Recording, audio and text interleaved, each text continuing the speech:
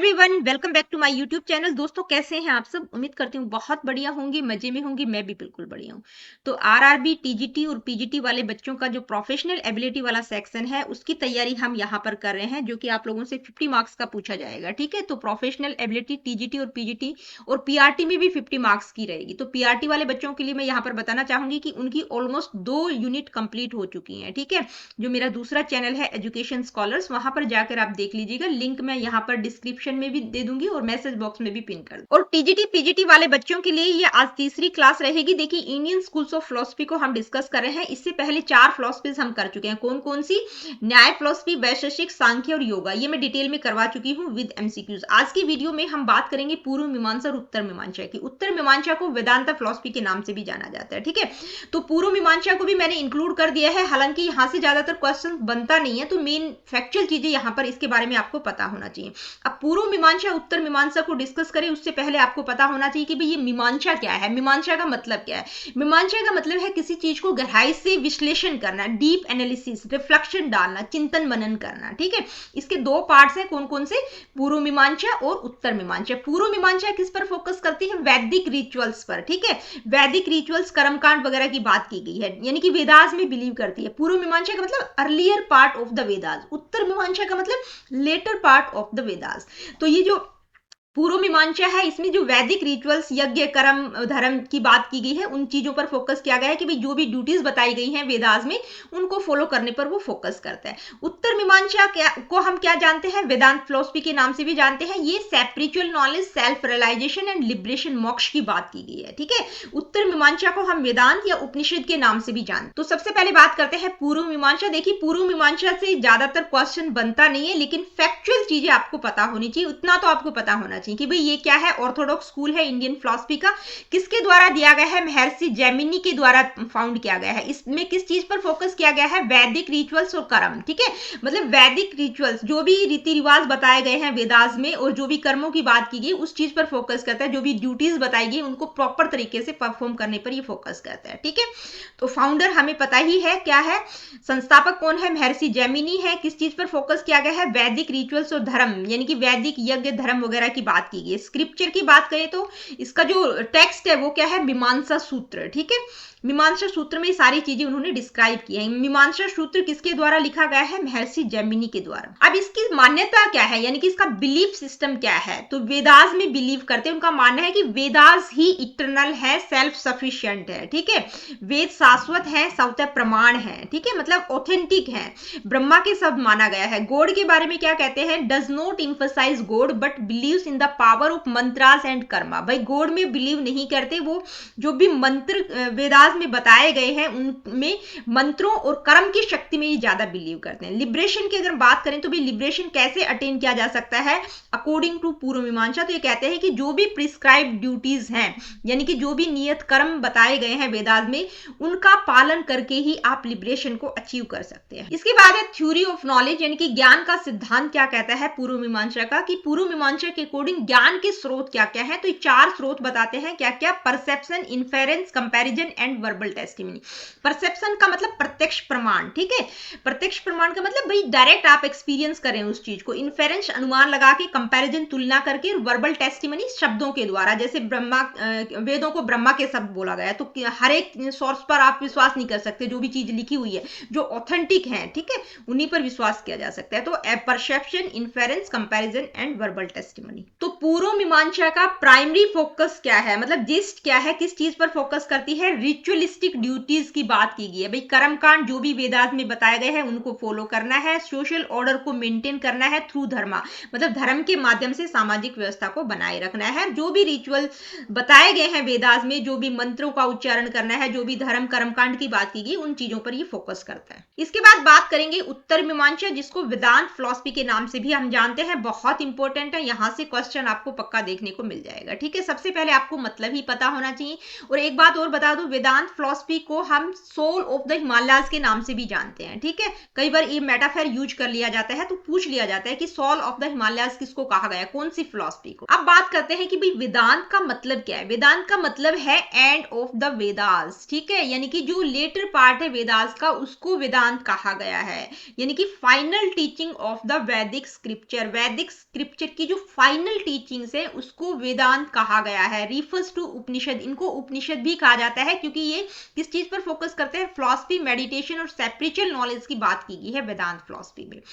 इसके बाद आती है कि भाई की कंट्रीब्यूशन किसका है। की कंट्रीब्यूशन किसका है, बादरायन, ठीक है। बादरायन ने जो सिस्टमाइज किया है teaching of the Upanishad into the Vedanta Sutra, also called ब्रह्म सूत्र और शारीरिका सूत्र, ठीक है। तो जो की कंट्रीब्यूशन है वो किसका है, बादरायन का है। उन्होंने ही जो उपनिषदों की फाइनल टीचिंग है, ठीक है, जो वैदिक स्क्रिप्चर की फाइनल टीचिंग है उसको सिस्टमाइज किया है। और कहाँ किया है, मतलब जो टेक्स्ट लिखा गया है वो क्या है, वेदांत सूत्र, जिसको हम ब्रह्म सूत्र और शारीरिका सूत्र के नाम से भी जानते हैं। इसके बाद है इंपोर्टेंट टेक्स्ट। इंपोर्टेंट टेक्स्ट की अगर हम बात करें तो वेदांत सूत्र या ब्रह्म सूत्र, जिसको शारीरिका सूत्र भी कहा जाता है, इसमें क्या एक्सप्लोर किया गया है, नेचर ऑफ ब्रह्म, यानी कि अल्टीमेट रियलिटी क्या है, the soul and the universe, इसके बारे में बताया गया है, ठीक है। इसके बाद दूसरा इंपोर्टेंट टेक्स्ट आता है विवेक चूड़ामणि, जो कि आदि शंकराचार्य का है, ठीक है। An insightful text explaining Vedanta teachings, यानी कि वेदांत की जो टीचिंग है उनके बारे में एक इंसाइटफुल टेक्स्ट प्रोवाइड करता है। तो आदि शंकराचार्य का नाम भी बहुत इंपॉर्टेंट है क्योंकि जो आगे हम मेटाफिजिक्स पढ़ेंगे वो आदि शंकराचार्य के अकॉर्डिंग है। आगे वेदांता फिलॉसफी के जो क्लासिफिकेशन किया गया है, जो 6 स्कूल्स हैं उनमें जो सबसे पहला है अद्वैत वेदांत, वो आदि शंकराचार्य के द्वारा ही दिया गया है, ठीक है। तो आदि शंकराचार्य का बहुत ज्यादा अहम रोल माना गया है। इसके बाद है वेदांत फिलॉसफी इज बेस्ड ऑन प्रस्थान त्रयी, यानी कि वेदांत फिलॉसफी किस पर बेस्ड है, प्रस्थान त्रयी। प्रस्थान त्रयी में 3 चीजें इंक्लूड होती हैं, ये कई बार पूछ लिया जाता है कौन कौन सी चीजें आएंगी इसमें, उपनिषद, भगवत गीता और ब्रह्म सूत्र, ठीक है। तो प्रस्थान त्रयी में कौन कौन सी चीजें आएंगी या कौन कौन से मतलब ग्रंथ इंक्लूड है, तो क्या क्या है, उपनिषद, भगवत गीता और ब्रह्म सूत्र, इसको प्रस्थान त्रयी कहा गया है, ठीक है। आगे बढ़ते हैं। इसके बाद देखिए आपको बेसिक पता होना चाहिए वेदास के बारे में भी, वेद का मतलब क्या है, क्योंकि यहां से भी क्वेश्चन बन जाता है, क्योंकि पूर्व मीमांसा उत्तर मीमांसा दोनों, मतलब ये पूर्व मीमांसा अर्लियर पार्ट है वेदास का, उत्तर मीमांसा लेटर पार्ट है वेदास का। तो वेदास के बारे में भी आपको नॉलेज होनी चाहिए, ठीक है। तो बेसिक क्वेश्चन यहां से भी कई बार पूछ लिया जाता है। तो सबसे पहला तो आता है कि भी वेद का मतलब क्या है। वेद को हम श्रुति के नाम से भी जानते हैं, यानी कि Vedas are ancient scriptures considered sacred and eternal, यानी कि जो पवित्र है, इटर्नल है। मीनिंग क्या है श्रुति का, श्रुति का मतलब सुनना, यानी कि इसमें जो वेदास में जो नॉलेज थी वो कैसे दी जाती थी, एक जनरेशन से दूसरी जनरेशन को रिवील कैसे की जाती थी, ओरली, यानी कि बोलकर ही नॉलेज दी जाती थी, ठीक है। अब वेदास कितने हैं, 4 हैं, ऋग्वेद, यजुर्वेद, सामवेद और अथर्ववेद, ठीक है। चारों के बारे में बेसिक चीजें पता होना चाहिए कि भाई ऋग्वेद में क्या बताया गया है, यजुर्वेद किससे रिलेटेड है, सामवेद किससे रिलेटेड है, अथर्ववेद किससे रिलेटेड है। तो देखिए ऋग्वेद क्या है, ऋग्वेद में मंत्रास और प्रेयर्स हैं, यानी कि जो भी नेचुरल एलिमेंट्स हो गया, जैसे सूर्य हो गया, अग्नि हो गया, आकाश हो गया, इनकी स्तुति करने के लिए, ठीक है, जो भी मंत्रस प्रेयर्स यूज किए जाते थे। तो ऋग्वेद मंत्रस और प्रेयर्स से रिलेटेड है। यजुर्वेद में क्या है, इंस्ट्रक्शंस प्रोवाइड की गई हैं कि भाई रिचुअल्स और सेरेमनीज को किस तरह से परफॉर्म करना है, उसके बारे में गाइडलाइन दी गई है। इसके बाद सामवेद जो है संगीत से रिलेटेड है। कई बार पूछ लिया जाता है कि संगीत से रिलेटेड कौन सा वेद है, तो कौन सा है, सामवेद, ठीक है। अथर्ववेद में क्या है, magic spells and practical wisdom की बात की गई है, यानी कि जो भी जादू टोना तंत्र मंत्र और प्रैक्टिकल विजडम का मतलब जो भी डेली लाइफ से रिलेटेड प्रॉब्लम्स थी उनके सॉल्यूशंस कहाँ मिलते थे, अथर्ववेद। तो इनको कंक्लूड करके हम क्या कह सकते हैं कि भी जो ऋग्वेद है वो एक प्रेयर बुक है, यजुर्वेद एक रिचुअल गाइड है, सामवेद एक हिम बुक है सिंगर्स के लिए, और अथर्ववेद एक प्रैक्टिकल गाइड है फॉर एवरीडे प्रॉब्लम। तो वेदास के बारे में भी बेसिक नॉलेज आपको होनी चाहिए क्योंकि क्वेश्चन यहां से बन सकता है। अब हम बात करेंगे वेदांत सूत्र। वेदांत सूत्र यानी कि किसके द्वारा दिया गया है, बादरायन के द्वारा। तो इसकी संरचना क्या है, इसका स्ट्रक्चर क्या है, इसमें 4 चैप्टर दिए गए हैं। तो चारों में बेसिक मतलब जो मेन चीज है, किस चीज पर फोकस किया गया है, बस वो आपको पता होना चाहिए और इनकी सीक्वेंस आपको पता होना चाहिए। तो पहला चैप्टर क्या है, समन्वय, दूसरा है अविरोध, तीसरा है साधना और चौथा है फल, ठीक है। तो पहला चैप्टर में क्या है, सामंजस्य की बात की गई है, ठीक है, यानी कि किस चीज पर फोकस करता है ये, इसमें जो सेंटर है वो कौन है, सेंटर में कौन है, ब्रह्म है, पर ब्रह्म की बात की गई, nature of Brahma as the ultimate reality, जो कि अल्टीमेट रियलिटी उसके नेचर को डिस्क्राइब किया गया है। और इसमें जो वैदिक स्टेटमेंट्स थी अबाउट ब्रह्म उनको रिकॉन्साइल किया गया है, उनमें सामंजस्य स्थापित किया गया है। भाई अलग अलग जो वैदिक स्टेटमेंट थी उनमें क्या किया गया है, सामंजस्य स्थापित किया गया है। दूसरा चैप्टर है अविरोध। अविरोध का मतलब भाई वेदांत फिलॉसफी के बारे में जो भी ऑब्जेक्शंस थे उनको एड्रेस किया गया है, क्योंकि जो भी क्रिटिक्स वगैरह के द्वारा जो क्रिटिसाइज किया गया था, राइवल थ्योरीज थी, क्रिटिक राइवल थ्योरीज थी, उनको एड्रेस किया गया है, ठीक है। और क्या एक्सप्लेन किया गया है, एक्सप्लेन्स क्रिएशंस डिपेंडेंस ऑन ब्रह्म, यानी कि जो भी रचना है, संसार कैसे बना है, वो किस तरह से पर ब्रह्म पर डिपेंड है, उस चीज के बारे में भी इसी में बताया गया।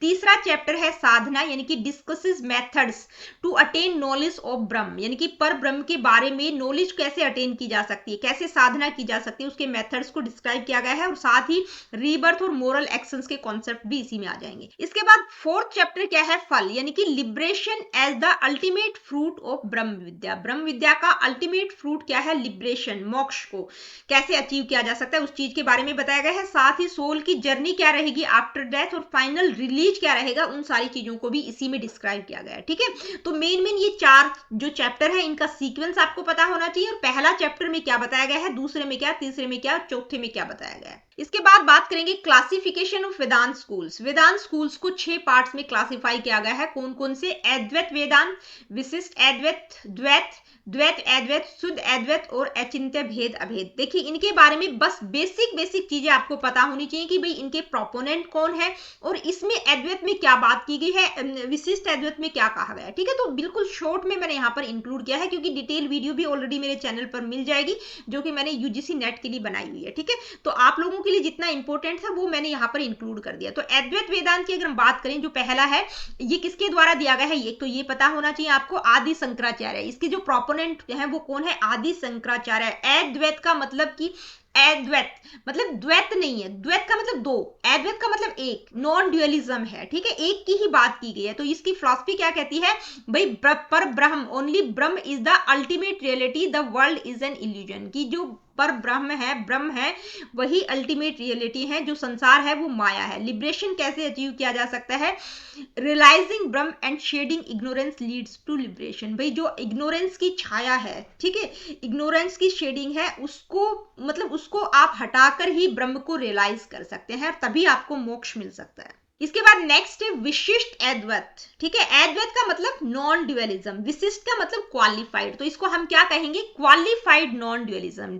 यानी कि ये किसके द्वारा दिया गया है, इसके प्रोपोनेंट है रामानुज आचार्य। क्या कहते हैं, जीवात्मा यानी कि जो सोल है वो ब्रह्म का ही एक पार्ट है, बट डिस्टिंक्ट है, ठीक है, मतलब एक की ही बात की गई है, ब्रह्म की ही बात की गई है, लेकिन जो सोल जीवात्माएं हैं वो ब्रह्म का ही एक पार्ट है, इसलिए इसको डिस्टिंक्ट कहा गया, विशिष्ट कहा गया, ठीक है। द वर्ल्ड इज रियल, ये क्या मानते हैं कि भाई जो संसार है वो रियल है और गॉड का ही एक पार्ट है। मोक्ष कैसे अचीव किया जा सकता है, भक्ति, डिवोशन के द्वारा, और आफ्टर ओनली आफ्टर डेथ, यानी कि डेथ के बाद ही आप मोक्ष को अचीव कर सकते हैं। जबकि अद्वैत वेदांत क्या कहता है कि आप जिंदा रहते ही अगर आपने पर ब्रह्म को रियलाइज कर लिया, इग्नोरेंस की शेडिंग को हटाकर, तो आपको जिंदा रहते ही मोक्ष अचीव हो सकता है। लेकिन विशिष्ट अद्वैतवाद क्या कहता है कि डेथ के बाद ही मोक्ष अचीव होगा। इसके बाद नेक्स्ट है द्वैत। द्वैत का मतलब ड्यूअलिज्म, भाई दो की बात की गई। इसके प्रोपोनेंट कौन है, माधवाचार्य है। इनकी फिलॉसफी क्या कहती है कि भाई गॉड यानी कि ब्रह्म और सोल दोनों सेपरेट रियलिटीज हैं, गॉड सुप्रीम है, क्रिएटर है, ठीक है। तो इन्होंने दो की बात की, दोनों को अलग अलग माना है, आत्मा को और ब्रह्म। और ये क्या कहते हैं, डिवोशन टू विष्णु और Krishna is the path to grace and liberation, मतलब मुक्ति कैसे अचीव कर सकते हैं, भाई कृष्ण भक्ति, विष्णु भक्ति के द्वारा आप लिबरेशन को अचीव कर सकते हैं। इसके बाद नेक्स्ट क्या है, नेक्स्ट है द्वैत अद्वैत। द्वैत और अद्वैत का मतलब, द्वैत का मतलब दो की बात की गई है, ड्यूअलिज्म, और अद्वैत का मतलब नॉन ड्यूअलिज्म, ठीक है। हिंदी में क्या कहेंगे, द्वैत अद्वैत वेदांत। इसके प्रोपोनेंट कौन है, निम्बार्क आचार्य। ये क्या कहते हैं, the relationship between Brahman and Jivatma can be seen as both dual and non dual, यानी कि जो ब्रह्म और जीवात्मा का मतलब ब्रह्म और सोल का जो रिलेशनशिप है उसको आप दो तरह से देख सकते हैं, यानी कि एक द्वैत तरीके से भी देख सकते हैं। द्वैत का मतलब दो की बात की गई है कि जो ब्रह्म है और जीवात्मा है वो दोनों अलग अलग हैं, और दूसरा तरीका क्या है, अद्वैत। अद्वैत का मतलब जो पर ब्रह्म है वही सुप्रीम है और जो आत्मा है वो गॉड का ही एक पार्ट है। तो इन्होंने कहा कि भाई इस संबंध को दोनों तरीके से देखा जा सकता है, द्वैत और अद्वैत। इसके बाद है शुद्ध अद्वैतवाद। शुद्ध का मतलब क्या है, प्योर, और अद्वैत का मतलब है नॉन ड्यूअलिज्म, यानी कि प्योरली नॉन ड्यूअलिज्म है, एक की ही बात की गई है। इसके प्रोपोनेंट कौन है, वल्लभाचार्य हैं। वो क्या कहते हैं, the universe and the soul are real parts of Brahman, यानी कि यूनिवर्स और सोल ब्रह्म के ही रियल पार्ट है।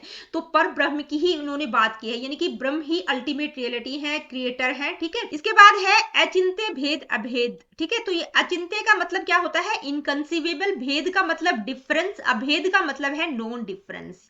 इसको क्या कहेंगे, inconceivable difference, non difference. Difference का मतलब जो सोल और पर ब्रह्म है उनको अलग अलग माना गया है, और नॉन डिफरेंस का मतलब एक की ही बात की गई, उन दोनों को मतलब वो जो सोल है वो ब्रह्मा का ही एक पार्ट है, ठीक है। और अचिंत्य क्यों कहा गया है, क्योंकि ये जो संबंध है सोल और परब्रह्म का, इसको समझना बहुत मुश्किल है, इसलिए इसको इनकंसीवेबल कहा गया है, ठीक है।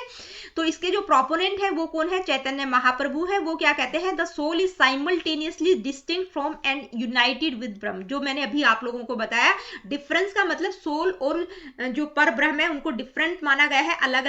और दूसरा नॉन डिफरेंस का मतलब है कि आप उनको एक भी मान सकते हैं, कि जो जीवात्माएं हैं वो पर ब्रह्म का ही एक पार्ट है। जैसे a drop of water from a ocean, भाई ओशन से अगर एक पानी की बूंद निकालेंगे आप पानी की, अगर वो बूंद अपनी इंडिविजुअलिटी को रिटेन कर लेती है तो वो डिफरेंस, ठीक है, मतलब जीवात्मा और परमात्मा अलग अलग है। लेकिन अगर वो बूंद, पानी की बूंद अपनी इंडिविजुअलिटी को रिटेन नहीं कर पाती, तो क्या है कि वो बूंद उस पानी का ही एक हिस्सा है, तो नॉन डिफरेंस की बात की गई है। इनकंसीवेबल इसलिए कहा गया है क्योंकि इस संबंध को समझना बहुत मुश्किल है, अचिंत्य है ये, इसको चिंतन करना बहुत मुश्किल है इस संबंध के बारे में। इसके बाद फोकस किस पर करते हैं, भक्ति, यानी कि भक्ति, कृष्ण भक्ति की बात की गई है। तो ये जितने भी इस्कॉन मूवमेंट वगैरह है, इस्कॉन टेम्पल्स है, ये इसी से रिलेटेड है। तो वेदांत स्कूल्स कितने हैं, 6 हैं, और कई बार आप लोगों को ब्रांचेज और सब ब्रांचेज नाम से भी टॉपिक मिल सकता है। तो जो पहले 3 है वो ब्रांचेज है, और लास्ट के 3 है वो क्या है, इन्हीं के सब ब्रांचेज है, ठीक है। पजल नहीं होना है किसी में भी। अब हम बात करेंगे मेटाफिजिक्स, एपिस्टेमोलॉजी और एक्सियोलॉजी क्या कहती है वेदांत फिलॉसफी की, क्योंकि इसमें बेसिक चीजें आपको पता होना चाहिए। तो शंकराचार्य का तात्विक दर्शन यहाँ पर क्यों कहा गया है, मैंने आप लोगों को बताया था कि शंकराचार्य का अहम रोल है, ठीक है।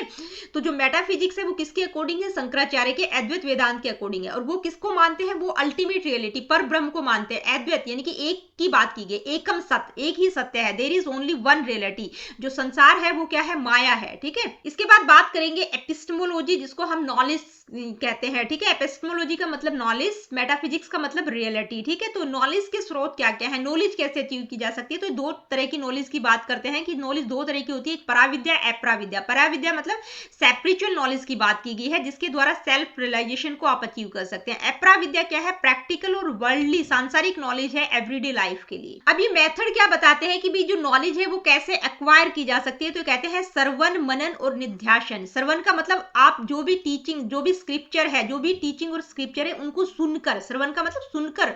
दूसरा मनन का मतलब उसके बारे में रिफ्लेक्शन डालकर, डीप एनालाइज करके, डीप थिंकिंग और रिफ्लेक्शन के द्वारा। और निध्यासन का मतलब प्रैक्टिस करना, जो भी आपने सीखा है उसको प्रैक्टिस में लाना अपने पर्सनल ग्रोथ के लिए। अब यहाँ पर एक साधना चतुष्टय, बहुत इंपॉर्टेंट बात आती है, साधना चतुष्टय का कॉन्सेप्ट आता है। कई बार इसमें पूछ लिया जाता है साधना चतुष्टय में क्या क्या आएगा, तो क्या क्या आएगा मतलब ये क्या है, ये स्पिरिचुअल नॉलेज की प्रैक्टिस से रिलेटेड है, कि भाई 4 एसेंशियल प्रैक्टिसेस बताई गई है स्पिरिचुअल नॉलेज के लिए, ठीक है। कि आप अपनी स्पिरिचुअल नॉलेज को बढ़ाने के लिए 4 तरह की प्रैक्टिस कर सकते हैं। कौन कौन सी, विवेक, वैराग्य, सठ संपत्ति और मुमुक्षुता। विवेक का मतलब कि आपको रियल और अनरियल के बीच में डिस्क्रिमिनेशन की एबिलिटी आपके अंदर होनी चाहिए। वैराग्य का मतलब डिटैचमेंट, सांसारिक चीजों से दूर हटना, ठीक है। मटेरियल पोजेशन एंड डिजायर से डिटैचमेंट होना। सठ संपत्ति का मतलब आपका अपनी माइंड और सेंसेस पर कंट्रोल होना चाहिए, और जो भी वर्ल्डली डिस्ट्रैक्शन है, जो भी सांसारिक डिस्ट्रैक्शन है, उससे आपको थोड़ा सा हटकर रहना है। मुमुक्षुता का मतलब इंटेंस डिजायर फॉर लिबरेशन। तो वेदांत फिलॉसफी के अकॉर्डिंग ज्ञान का सिद्धांत क्या कहता है, एपिस्टेमोलॉजी क्या होगी, कि भी नॉलेज 2 तरह की है, पराविद्या, अप्राविद्या। किस तरह से नॉलेज एक्वायर की जा सकती है उसके लिए 3 मेथड बताए हैं, श्रवण, मनन, निध्यासन। और स्पिरिचुअल नॉलेज यानी कि पराविद्या को, स्पिरिचुअल नॉलेज को किस तरह से आप बढ़ा सकते हैं, उसके लिए 4 प्रैक्टिस बताई गई है। उसको साधन चतुष्टय का नाम दिया गया है। कौन कौन सी, विवेक, वैराग्य, सठ संपत्ति और मुमुक्षुता। इसके बाद बात करेंगे एक्जियोलॉजी। देखिए एक्जियोलॉजी में हम वैल्यूज और इथिक्स की बात करते हैं, यानी कि नैतिक व्यवहार कैसा होना चाहिए अकॉर्डिंग टू वेदांत फिलॉसफी। तो ये क्या कहती है, perform duties with loyalty and honesty, यानी कि जो भी ड्यूटीज है उनको आपको लॉयल्टी और ऑनेस्टी के साथ परफॉर्म करना है। Recognise the eternal universal self in every human being, यानी कि जो इटरनल यूनिवर्सल सेल्फ है, आत्मा की बात की गई है जो कि हर ह्यूमन बीइंग में है, उसको रिकॉग्नाइज करना है। और self control, freedom from desires and focus on the mind, इस चीज पर फोकस करना है। ठीक है, मतलब सेल्फ कंट्रोल की प्रैक्टिस करनी है, डिजायर से फ्री रहना है और माइंड पर फोकस करना है। इसके बाद वेदांत फिलॉसफी में एक कोसा का सिद्धांत आता है, यानी कि इसमें पंच कोश की बात की गई है। कोश का मतलब सीथ, लेयर्स, आवरण की बात की गई है। ठीक है, कोश का मतलब क्या है, सीथ और लेयर। अब ये जो मतलब क्या कहना चाहता है, इस इमेज के थ्रू आप समझ सकते हैं कि भाई जो हमारा ट्रू सेल्फ है, ये हमारा ट्रू सेल्फ है, इसके चार मतलब इसके ये कहीं ना कहीं छिपा हुआ है, इसके मतलब बाहर बहुत सारे आवरण है, 5 आवरण की बात की गई है। ठीक है, तो जो ट्रू सेल्फ है वो इन मतलब लेयरिंग के अंदर कहीं छिपा हुआ है।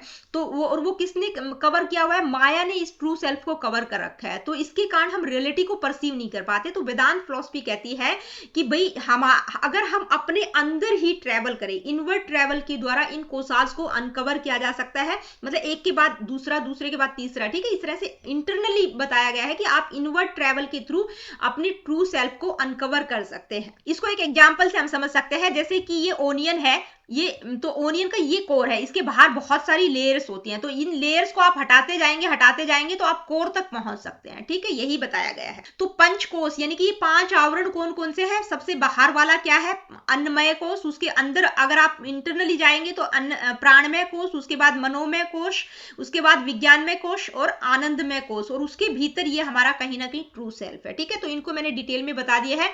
अब इसकी बात कहाँ की गई, ये 5 सीध, 5 कोश, 5 आवरण कहाँ पर बताए गए हैं कि भाई जो ह्यूमन एग्जिस्टेंस है वो इन 5 आवरणों के अंदर कवर किया हुआ है। ये कहां पर बताया गया है, ये इंपॉर्टेंट बात है, तैत्तिरीय उपनिषद में इसकी बात की गई है। पंचकोश का जो सिद्धांत है वो किसमें दिया गया है, तैत्तिरीय उपनिषद में। ठीक है, कौन कौन से 5 कोश है, अन्नमाया कोश, अन्नमय कोश, इसको हाँ हिंदी में हम अन्नमय कहेंगे। ठीक है, अन्नमय कोश का मतलब जो हमारी फिजिकल बॉडी है, जो हमारे टिश्यूज ऑर्गन जो हमें दिखाई दे रही है। उसके बाद प्राणमय कोश जो एनर्जी बॉडी है, ठीक है, हमारे प्राणों की बात की गई है। ठीक है, मनोमय कोश जो हमारी मेंटल बॉडी है, और उसके बाद विज्ञान में कोश विजडम बॉडी, और उसके बाद आनंद में कोश क्या है, जिसको हम ब्लिस बॉडी कहेंगे। अब इनका प्रिंसिपल एलिमेंट क्या रहेगा वो भी आपको पता होना चाहिए। तो जो फिजिकल बॉडी उसका प्रिंसिपल एलिमेंट क्या है, अर्थ है, एनर्जी बॉडी का वाटर है, मेंटल बॉडी का फायर है, विजडम बॉडी का एयर है, और ब्लिस बॉडी का स्पेस है। तो ये प्रिंसिपल एलिमेंट यानी कि मुख्य तत्व क्या क्या रहेंगे वो भी आपको पता होना चाहिए।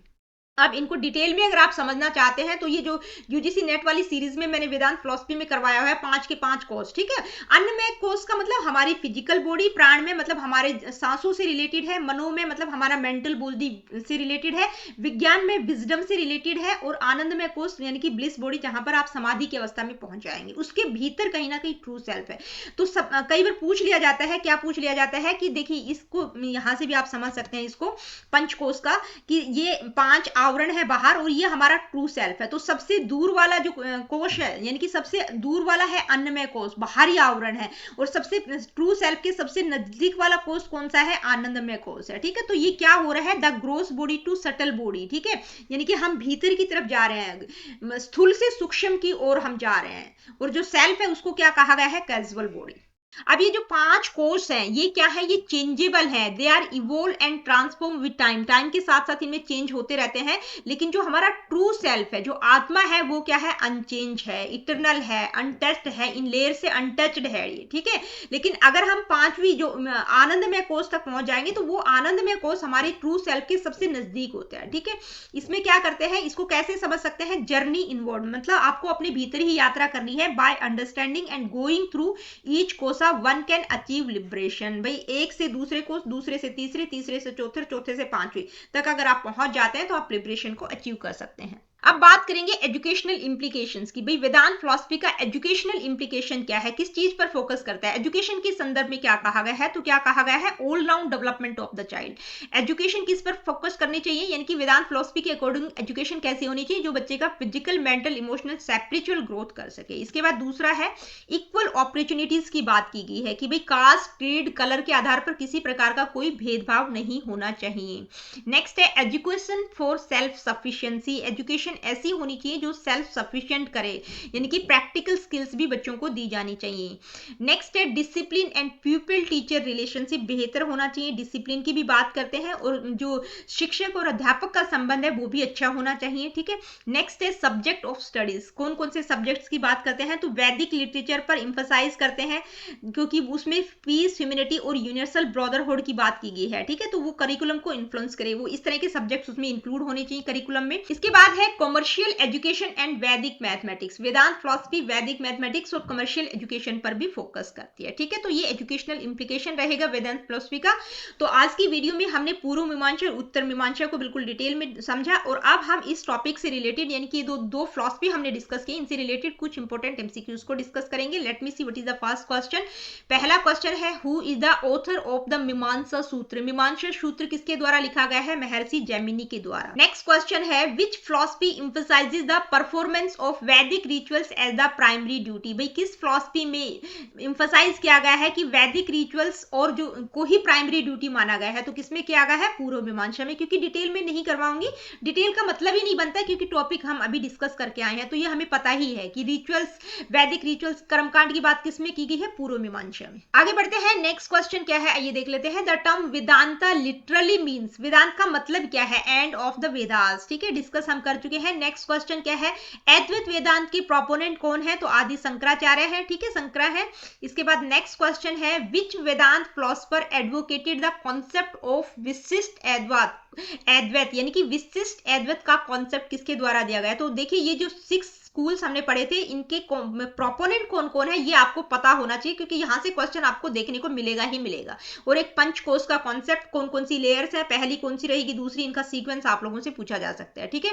तो विशिष्ट अद्वैतवाद किसके द्वारा दिया गया है, रामानुज आचार्य के द्वारा। इसके बाद नेक्स्ट क्वेश्चन है the philosophy of Dvaita Vedanta which emphasizes dualism was elaborated by, यानी कि जो द्वैत वेदांत है, द्वैत वेदांत हमने पढ़ा था, ठीक है, तीसरे नंबर पे था शायद, तो जिसमें ड्यूअलिज्म की बात की गई, दो की बात की गई है, वो किसके द्वारा दिया गया है, किसके द्वारा दिया गया है, माध्वाचार्य के द्वारा दिया गया है। आगे बढ़ते हैं, नेक्स्ट क्वेश्चन क्या है आइए देखते हैं। इन पूर्व मीमांसा द कॉन्सेप्ट ऑफ अपूर्व, इसका मतलब क्या है, मतलब एक अपूर्व कॉन्सेप्ट आता है पूर्व मीमांसा में, जो कि हमने उसमें कवर नहीं किया था, तो यहां से आपको पता चल जाएगा, ठीक है। तो कुछ चीजें जो कि हम कॉन्सेप्ट जब हमने करा था, जो टॉपिक किया था, तो उस टाइम कवर नहीं कर पाए, तो कुछ चीजें क्वेश्चंस के थ्रू आप लोगों को पता चल जाती हैं, तो क्वेश्चंस कभी मिस मत कीजिएगा।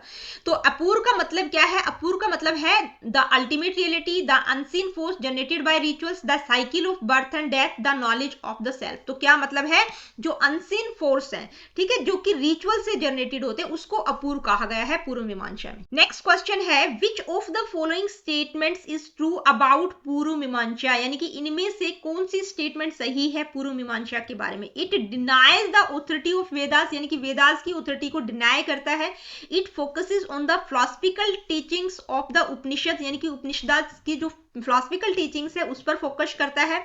It emphasise the performance of rituals as prescribed in the Vedas, यानी कि वेदास में जो भी रिचुअल्स बताए गए हैं उनको परफॉर्म करने पर फोकस करता है। It was founded by Shankara, तो कौन सी स्टेटमेंट सही है कि भी जो भी कर्मकांड बताए गए हैं वेदास में, उन चीजों पर फोकस करने पर ही फोकस करती है।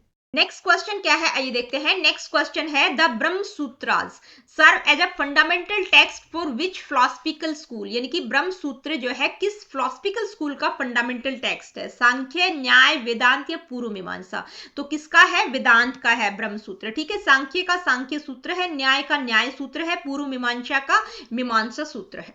नेक्स्ट क्वेश्चन है which school of Vedanta philosophy is known for its emphasizes on bhakti, devotion towards a personal God, मतलब किस में भक्ति पर, किस वेदांत स्कूल में भक्ति पर फोकस किया गया है। तो 2-3 हमने पढ़े थे, किस में किया गया है, अद्वैत, विशिष्ट अद्वैत, द्वैत, या बोथ बी एंड सी। तो देखिए विशिष्ट अद्वैत और द्वैत दोनों ही किस पर भक्ति, कृष्ण भक्ति पर फोकस करते हैं, ठीक है। तो दोस्तों आज की वीडियो में इतना ही। आज की वीडियो में हमने पूर्व मीमांसा और उत्तर मीमांसा को बिल्कुल डिटेल में समझा, और यहाँ पर मैं आप लोगों को बताना चाहूंगी कि जो इंडियन स्कूल्स के ऑर्थोडॉक्स स्कूल 6 स्कूल्स आते हैं, कौन कौन से, सांख्य, योग, न्याय, वैशेषिक, पूर्व मीमांसा और उत्तर मीमांसा, ये 6 की 6 फिलॉसफी आज कंप्लीट हो चुकी है। अगली वीडियो में हम अनऑर्थोडॉक्स स्कूल्स को डिस्कस करेंगे, जिसमें आपका बुद्धिज्म, जैनिज्म और चारवाक फिलॉसफी आएगी। तो मिलती हूँ आप लोगों से अपनी अगली वीडियो में। Really good, take care of yourself. देखिए वीडियो सेशंस आप लोगों के लिए हेल्पफुल है, आप लोगों के लिए इन्फॉर्मेटिव है, तो लाइक शेयर और चैनल को सब्सक्राइब आप कर सकते हैं, जो कि एब्सोल्युटली फ्री है और फ्री ऑफ कॉस्ट मैं आप लोगों के लिए क्वालिटेटिव कंटेंट लाने की कोशिश करती हूँ। और किसी प्रकार का क्वेश्चन, क्वेरीज, फीडबैक आपका है तो आप मुझसे कमेंट करके भी पूछ सकते हैं।